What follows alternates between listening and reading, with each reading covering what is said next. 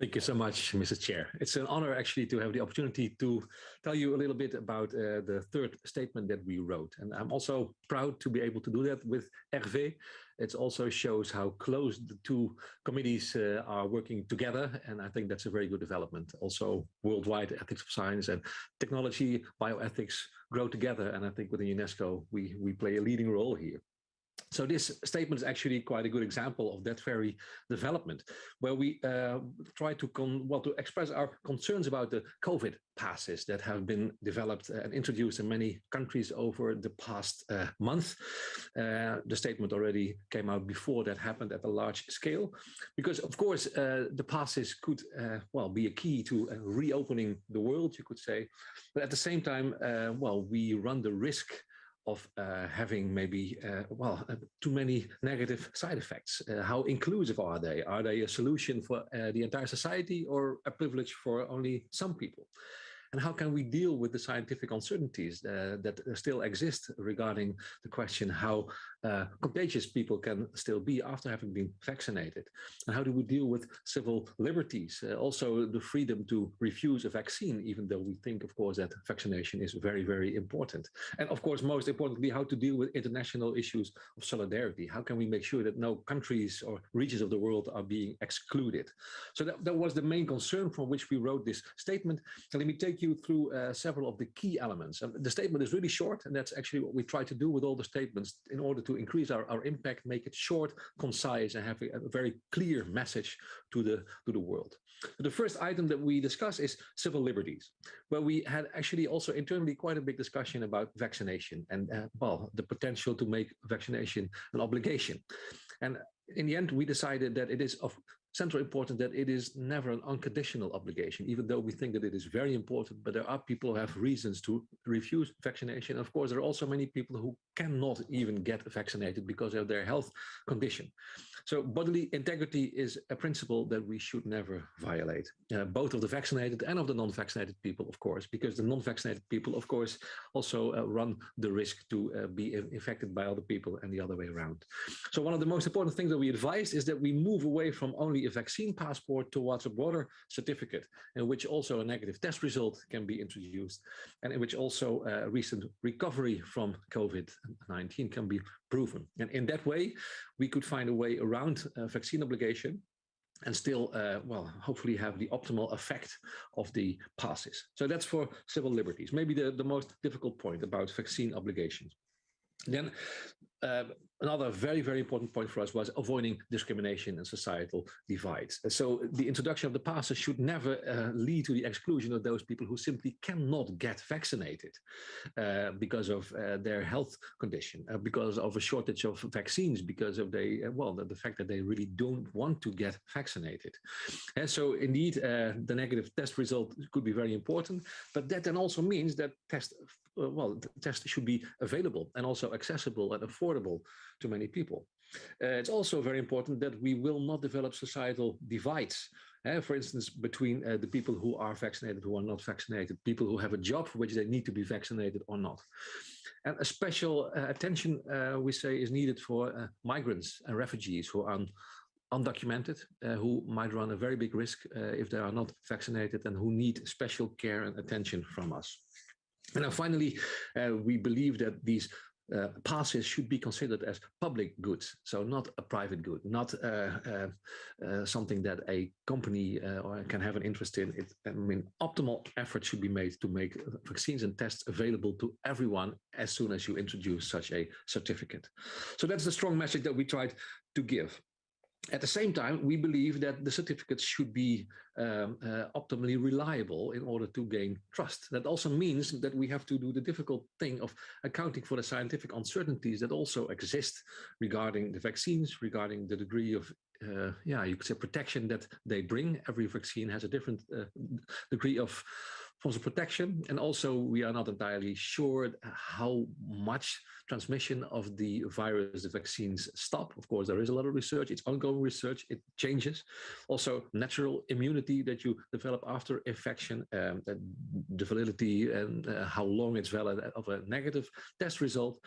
So there's a lot of development still in scientific knowledge, and we believe that the passes should actually be updated regularly. And it's also important that they should never be seen as a full proof that people are non-contagious, that the virus cannot be somehow transmitted by people, but that they are really approached as a means to reduce the risk of virus. As a very important element in our account. Then also, of course, the central ambition of UNESCO to leave no one behind. So that means that the COVID passes should be accessible, understandable, and usable for everyone, also for the people who are digitally less literate, or people who might not even be able to afford a digital device, people who don't have access to the internet. And this especially applies to the older adults who have typically fewer digital skills, without wanting to stereotype here, but this is a big group of people. I know many people around me, actually, elderly people who simply cannot go out anymore because they don't have the digital means to do this, and they don't even know how to log in to make a paper print of the pass. So for those people, we believe fully functional alternative means should be there. Functional meaning also accessible, understandable, and usable.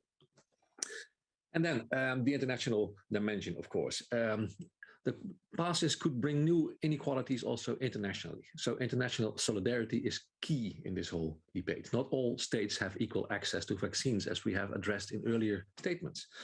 And the certificates could actually deepen the international divides. So that's why they actually require a global kind of strategy. And of course, so far we have not been able to do that on a global scale yet. Most importantly, the vaccine passes or the COVID passes could lead to limitations to travel for people who do not have access to vaccines, or people who have maybe been vaccinated with a vaccine that's not accepted in another country. And that could result in, well, a lot of inequality that we need to address. And of course, our point still stands that, well, access to vaccines requires effort of the entire planet. Then there are issues about safety, security, and liberty. We believe that COVID certificates should provide a reliable basis. And that means that also the data should be stored and collected, processed in secure ways. And we should make sure that there is no forgery, no deceit, no hacking. I mean, there are a lot of cases actually about this already here in the Netherlands where I live. Well, a lot of, maybe not a lot, but there are cases already, people who get fake passes. Of course, we also believe that in the end, the certificate should not be perceived as, well, a proof that you are totally safe. So there should actually be an indication of the degree of protection that specific vaccines bring, so that we don't think that once you have the pass, nobody can be at risk because of you. So that also means, again, that we think that the passes need to be updated on a regular basis. Now, we're approaching the end of the statement. Privacy issues are, of course, always important, as they are here. So all the criteria that we typically think are important for digital technologies also hold here: purpose limitation, data minimization, security requirements, privacy by design. Access to the data needed for the functioning of the app should be limited to this purpose only. And of course, a minimum amount of data should be used, and the data should be removable at any time.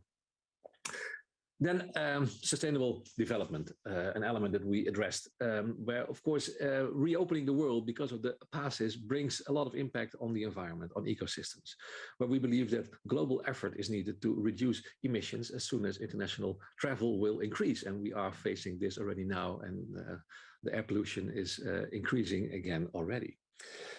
We also believe that the freedom of movement from people in and out of low and middle income countries should not be reduced because of the passes, because of the inequitable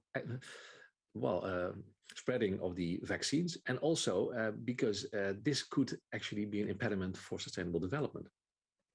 And of course, a more general point that we also made in our very first statement, the virus has a lot to do with the way in which we deal with sustainable ecosystems at large. So to make sustainability a central priority in policymaking is an important element in hopefully being able to prevent new instances of zoonosis.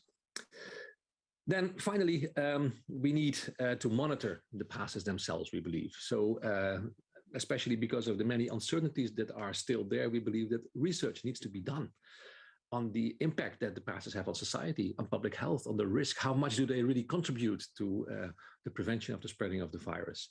And that hopefully can contribute also to trust in the passes, because it increases forms of accountability, of transparency that will show to people that we don't do this just because we like it, but because we can be trusted to do this. So that was a very concise summary, I think, of our statement. Thank you for your attention. And I would like to give the word back to our chair.